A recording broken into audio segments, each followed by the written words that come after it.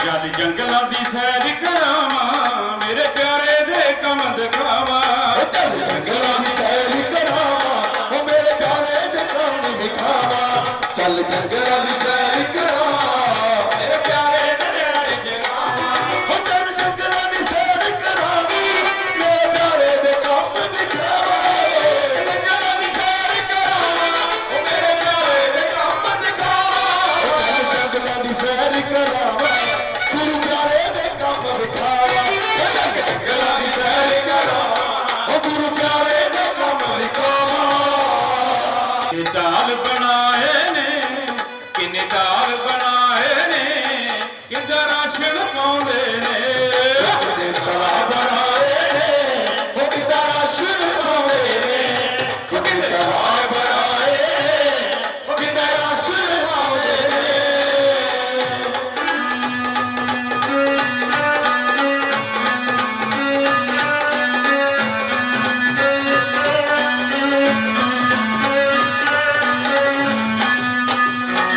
जंगलों की सैर करावा मेरे प्यारे दे जगावा।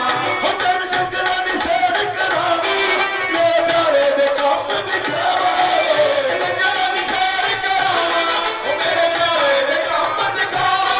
चल जंगलों की सैर करावा गुरु प्यारे दे कम दिखावा। चल जंगलों की सैर करावा ओ गुरु प्यारे दे कम दिखावा।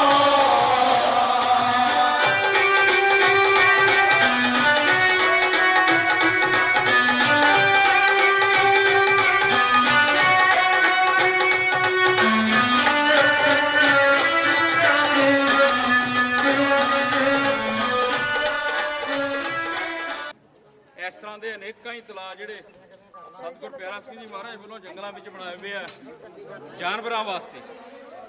ਇਹ ਜੰਗਲ ਵਿੱਚ ਜੇਠ ਹਾੜ ਦੇ ਮਹੀਨੇ 'ਚ ਪਾਣੀ ਦਾ ਕੋਈ ਪ੍ਰਬੰਧ ਨਹੀਂ ਸੀ। ਇੱਥੇ ਟੈਂਕਰਾਂ ਨਾਲ ਪਾਣੀ ਪਾਇਆ ਜਾਂਦਾ। ਜਿਹੜਾ ਪਾਣੀ ਇਹ ਪਾਇਆ ਜਾਂਦਾ ਟੈਂਕਰਾਂ ਨਾਲ ਇੱਥੇ ਆ ਕੇ ਫਿਰ ਆ ਚਾਰ ਕੋਨੇ ਜਿਹੜੇ ਬਣਾਏ ਹੋਏ ਆ ਤੁਸੀਂ ਦੇਖ ਸਕਦੇ ਹੋ।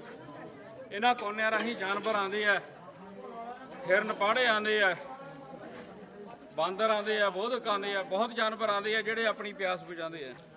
ਤੁਸੀਂ ਦੇਖ ਰਹੇ ਆ ਤਲਾਅ ਜੰਗਲ ਵਿੱਚ ਕਿਸ ਤਰ੍ਹਾਂ ਸੰਗਤਾਂ ਨੇ ਇੱਟਾਂ ਲੈ ਕੇ, ਕਿਸ ਤਰ੍ਹਾਂ ਬਜਰੀ ਕਿੱਦਾਂ ਸਿਮੈਂਟ ਪੰਜਾ ਕੇ ਅੱਜ ਆਪਾਂ ਗੱਡੀਆਂ ਰਾਹੀਂ ਆ ਰਹੇ ਆ। ਉਸ ਸਮੇਂ ਵਿੱਚ ਅੱਜ ਤੋਂ ਕਈ ਸਾਲ ਪਹਿਲਾਂ ਦੀ ਗੱਲ ਹੈ, ਕਮ ਸੇ ਕਮ ਲਗਭਗ ਸਨ 90 ਦੇ ਦਹਾਕੇ ਦੀ ਗੱਲ ਹੈ।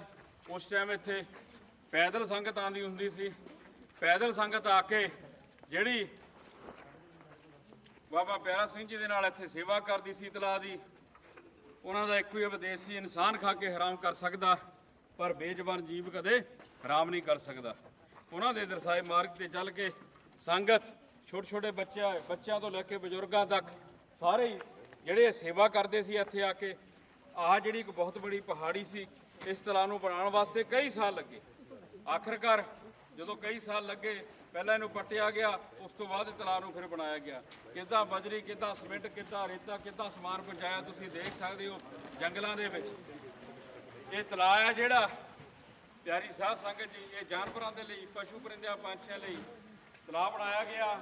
ਕੋਈ ਵੀ ਇਨਸਾਨ ਜੇਕਰ ਜੰਗਲ ਦੀ ਸੈਰ ਕਰਦਾ ਹੈ, ਜੰਗਲ ਵਿੱਚ ਆ ਸਕਦਾ ਘੁੰਮਣ ਵਾਸਤੇ, ਪਿਆਸ ਲੱਗੇ ਤਾਂ ਆਪਣੀ ਪਿਆਸ ਬੁਝਾ ਸਕਦਾ ਹੈ।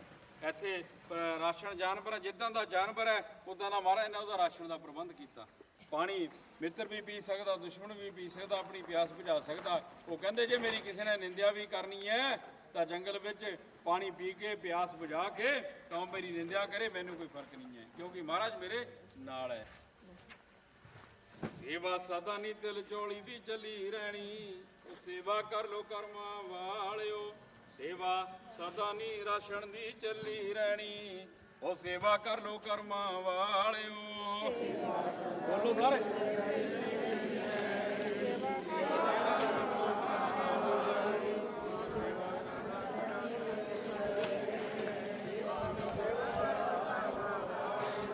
ਸੇਵਾ ਰਾਸ਼ਨ ਦੀ ਸਦਾ ਨਾ ਚੱਲੀ ਰਹਿਣੀ, ਉਹ ਸੇਵਾ ਕਰ ਲੋ ਕਰਮਾਂ ਵਾਲਿਓ। ਸੇਵਾ ਰਾਸ਼ਨ ਦੀ ਸਦਾ ਨਾ ਚੱਲੀ ਰਹਿਣੀ, ਸੇਵਾ ਕਰ ਲੋ ਕਰਮਾਂ ਵਾਲਿਓ।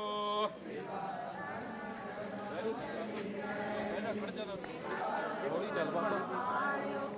ਸੇਵਾ ਸਦਾ ਨਾ ਰਾਸ਼ਨ ਦੀ ਚੱਲੀ ਰਹਿਣੀ ਸੇਵਾ ਕਰੋ ਕਰਮਾਂ ਵਾਲਿਓ ਸੇਵਾ ਸਦਾ ਨਾ ਥੋਤੇ ਰਾਸ਼ਨ ਦੀ ਹੋਣੀ ਸੇਵਾ ਕਰ ਲੋ ਕਰਮਾਂ ਵਾਲਿਓ ਸੇਵਾ ਸਦਾ ਨਾ ਥੋਤੇ ਰਾਸ਼ਨ ਦੀ ਹੋਣੀ ਸੇਵਾ ਕਰ ਲੋ ਕਰਮਾਂ ਵਾਲਿਓ ਸੇਵਾ ਸਦਾ ਨਾ ਰਾਸ਼ਨ ਦੀ ਹੋਣੀ ਸੇਵਾ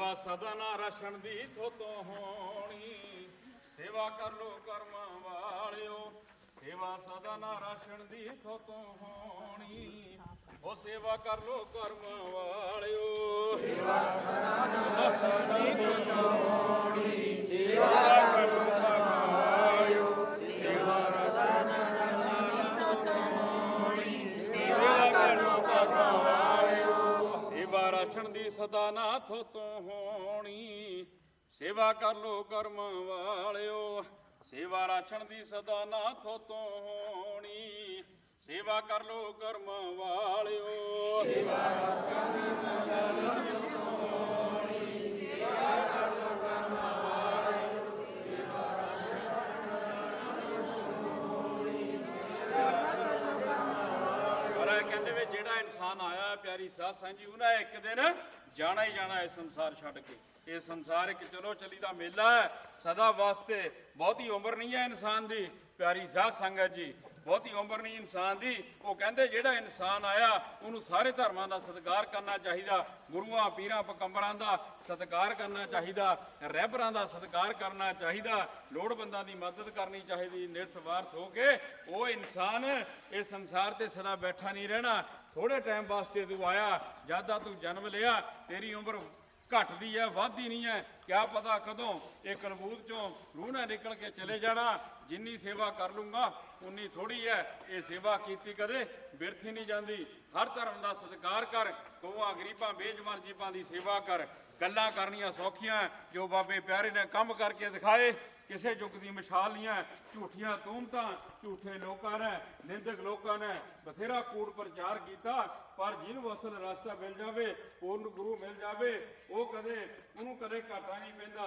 ਅੱਖੀਂ ਦੇਖਿਆ ਕੰਨੀ ਸੁਣਿਆ ਜ਼ਮੀਨ ਦਾ ਸਮਾਨ ਦਾ ਫਰਕ ਹੈ ਪਿਆਰੀ ਸਾਧ ਸੰਗਤ ਜੀ ਜੋ ਕੰਮ ਸਤਿਗੁਰ ਪਿਆਰਾ ਸਿੰਘ ਜੀ ਮਹਾਰਾਜ ਨੇ ਕੀਤੇ ਜੰਗਲਾਂ ਦੇ ਜਾਨਵਰਾਂ ਵਾਸਤੇ ਗਊਆਂ ਗਰੀਬਾਂ ਬੇਜਵਾਨ ਜੀਵਾਂ ਵਾਸਤੇ ਉਹ ਕਿਸੇ ਯੁੱਗ ਦੀ ਮਿਸਾਲ ਨਹੀਂ ਅੱਜ ਤੁਸੀਂ ਦੇਖ ਸਕਦੇ ਅੱਖੀਂ ਸੰਗਤ ਦੇ ਸਹਿਯੋਗ ਨਾਲ ਜੰਗਲਾਂ ਵਿੱਚ ਮੰਗਲ ਲੱਗੇ ਹੋਏ ਆ ਜੰਗਲਾਂ ਦੇ ਜਾਨਵਰਾਂ ਨੂੰ ਪਾਣੀ ਦੇ ਪ੍ਰਬੰਧ ਕੀਤੇ ਗਏ ਜੰਗਲਾਂ ਦੇ ਜਾਨਵਰਾਂ ਨੂੰ ਰਾਸ਼ਨ ਦੇ ਪ੍ਰਬੰਧ ਕੀਤੇ ਗਏ ਜੋ ਨਿਰਸਵਾਰਥ ਹੋ ਕੇ ਸੰਗਤ ਆ ਕੇ ਸੇਵਾ ਕਰਦੀ ਇਹ ਸੇਵਾ ਨੂੰ ਨਾ ਪਾਣੀ ਹੜਾ ਸਕਦਾ ਨਾ ਅੱਗ ਜਲਾ ਸਕਦੀ ਹੈ ਇਹ ਸੇਵਾ ਨਾ ਕੋਈ ਖੋ ਸਕਦਾ ਪਿਆਰੀ ਸਾਧ ਸੰਗਤ ਜੀ ਇਹ ਸੇਵਾ ਕਰਮਾਂ ਨਾਲ ਨਸੀਬ ਹੁੰਦੀ ਹੈ ਜੋ ਡੇਰਾ ਭੰਡਾਰਾ ਵਾਲੀ ਨਾਲ ਸੰਗਤ ਜੁੜੀ ਵੀ ਹੈ ਪਿਆਰੀ ਸਾਧ ਸੰਗਤ ਜੀ ਉਹ ਆ ਕੇ ਨਤਮਸਤਕ ਹੋ ਕੇ ਬੱਚੇ ਬਜ਼ੁਰਗ ਕੁੜੀਆਂ ਬੁੜੀਆਂ ਸਭ ਇੱਥੇ ਆ ਕੇ ਸੇਵਾ ਕਰਦੀਆਂ ਗੱਲਾਂ ਨਾਲ ਨਹੀਂ ਸੇਵਾ ਕਰਨ ਨਾਲ ਪ੍ਰਮਾਤਮਾ ਮਿਲਦਾ ਹੈ ਇਹ ਸੇਵਾ ਮੁੱਲ ਨਹੀਂ ਮਿਲਦੀ ਭਾਵੇਂ ਦੁਨੀਆ ਦੇ ਸਾਰੇ ਬਾਜ਼ਾਰਾਂ 'ਚ ਘੁੰਮ ਲਓ ਇਹ ਇਨਸਾਨ ਤੇਰੀ ਬਹੁਤੀ ਜ਼ਿੰਦਗਾਨੀ ਨਹੀਂ ਥੋੜੀ ਜ਼ਿੰਦਗਾਨੀ ਹੈ ਥੋੜੇ ਸਮੇਂ ਵਾਸਤੇ ਆਇਆ ਕਾਹਤੇ ਵਿਸ਼ਾ ਵਿਕਾਰਾਂ ਦੇ ਚੱਕਰਾਂ ਵਿੱਚ ਬਹਿ ਕੇ ਕਾਹਤੇ ਹਉਮੈ ਹੰਕਾਰ ਦੇ ਵਿੱਚ ਬਹਿ ਕੇ ਆਪਣਾ ਅਸਲੀ ਮਾਰਗ ਭੁੱਲਦਾ ਉਸ ਮਹਾਰਾਜ ਤੇ ਭਰੋਸਾ ਰੱਖ ਪਾਰ ਬ੍ਰਹਮ ਪਰਮੇਸ਼ਵਰ ਤੇ ਭਰੋਸਾ ਰੱਖ ਸੇਵਾ ਕਰ ਨਾਮ ਜਪ ਇਹ ਸਮਾਂ ਵਾਰ-ਵਾਰ ਨਹੀਂ ਮਿਲਦਾ ਸੇਵਾ ਸਦਾ ਨਾ ਰਛਣ ਦੀ ਥੋਤੋਂ ਹੋਣੀ ਸੇਵਾ ਕਰ ਲੋ ਕਰਮਾਂ ਵਾਲਿਓ ਸੇਵਾ ਸਦਾ ਨਾ ਰਾਸ਼ਨ ਦੀ ਥੋਤੋਂ ਹੋਣੀ ਸੇਵਾ ਕਰ ਲੋ ਕਰਮਾਂ ਵਾਲਿਓ ਸੇਵਾ ਸਦਾ ਨਾ ਰਾਸ਼ਨ ਦੀ ਥੋਤੋਂ ਹੋਣੀ ਸੇਵਾ ਕਰ ਲੋ ਕਰਮਾਂ ਵਾਲਿਓ ਸੇਵਾ ਸਦਾ ਨਾ ਰਾਸ਼ਨ ਦੀ ਥੋਤੋਂ ਹੋਣੀ ਸੇਵਾ ਕਰ ਲੋ ਕਰਮਾਂ ਵਾਲਿਓ ਸੇਵਾ ਸਦਾ ਨਾ ਰਾਸ਼ਨ ਦੀ ਥੋਤੋਂ ਹੋਣੀ ਸੇਵਾ ਕਰ ਲੋ ਕਰਮਾਂ ਵਾਲਿਓ ਸੇਵਾ ਸਦਾ ਨਾ ਰਾਸ਼ਨ ਦੀ ਥੋਤੋਂ ਹੋਣੀ ਉਹ ਸੇਵਾ ਕਰ ਲੋ ਕਰਮਾਂ ਵਾਲਿਓ ਸੇਵਾ ਸਦਾ ਨਾ ਰਾਸ਼ਨ ਦੀ ਥੋਤੋਂ ਹੋਣੀ ਸੇਵਾ ਕਰ ਲੋ ਕਰਮਾਂ ਵਾਲਿਓ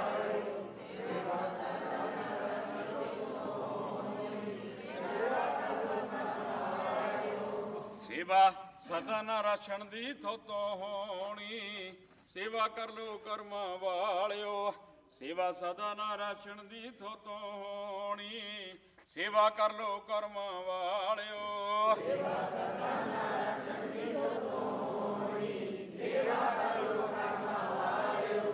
ਸੇਵਾ ਸਦਾ ਨਾਲ ਸੰਗੀ ਤੋੜੀ, ਸੇਵਾ ਕਰ ਲੋ ਕਰਮਾਂ ਵਾਲਿਓ।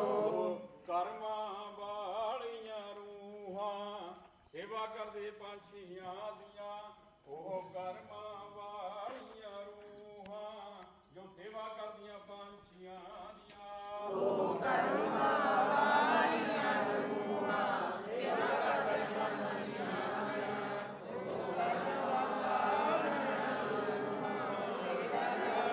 ਪਿਆਰੀ ਸਾਧ ਸੰਗਤ ਜੀ, ਜੇ ਕਿਸੇ ਜੀਵ ਨੂੰ ਦਾਨ ਕੀਤਾ ਐ, ਸੱਥ ਨਾਲ ਦਾਨ ਕੀਤਾ ਵਾ, ਰਾਸ਼ਨ ਪਾਇਆ ਵਾ, ਕਿਸੇ ਭੁੱਖੇ ਨੂੰ ਰਾਸ਼ਨ ਖਿਲਾਇਆ ਵਾ, ਪਿਆਸੇ ਨੂੰ ਪਾਣੀ ਪਿਲਾਇਆ ਵਾ, ਉਹ ਪਿਆਰੀ ਸਾਧ ਸੰਗਤ ਜੀ ਉਹਦੀ ਜਿਹੜੀ ਗਵਾਹੀ ਆ ਉਹ ਧੁਰ ਦਰਗਾਹ ਤੱਕ ਤੁਹਾਡੀ ਗਵਾਹੀ ਭਰੂੰਗੀ। ਪਿਆਰੀ ਸਾਧ ਸੰਗਤ ਜੀ ਕਹਿੰਦੇ ਇਨਸਾਨ ਖਾ ਕੇ ਹਰਾਮ ਕਰ ਸਕਦਾ, ਅਣਬੋਲੇ ਜੀਵ ਕਦੇ ਹਰਾਮ ਨਹੀਂ ਕਰ ਸਕਦੇ। ਇਸ ਲਈ ਇਨਸਾਨ ਨੂੰ ਬੇਜਵਾਨ ਜੀਵਾਂ ਦੀ, ਗਊਆਂ ਗਰੀਬਾਂ ਦੀ ਸੇਵਾ ਕਰਨੀ ਚਾਹੀਦੀ। ਇਹੀ ਸੇਵਾ ਤੇ ਸਿਮਰਨ ਦਾ ਸਾਡਾ ਧਰਮ ਹੈ ਜੋ ਸਭ ਤੋਂ ਉੱਤਮ ਹੈ। ਹਰ ਇਨਸਾਨ ਨੂੰ ਬੇਜਵਾਨ ਜੀਵਾਂ, ਗਊਆਂ ਗਰੀਬਾਂ ਦੀ ਸੇਵਾ ਕਰਨੀ ਚਾਹੀਦੀ। ਇਸ ਤੋਂ ਵੱਡਾ ਕੋਈ ਪਰਉਪਕਾਰ ਨਹੀਂ ਹੈ। ਗੱਲਾਂ ਕਰਨੀਆਂ ਸੌਖੀਆਂ, ਕਰਮ ਕਰਨੇ ਬੜੇ ਔਖੇ ਆ।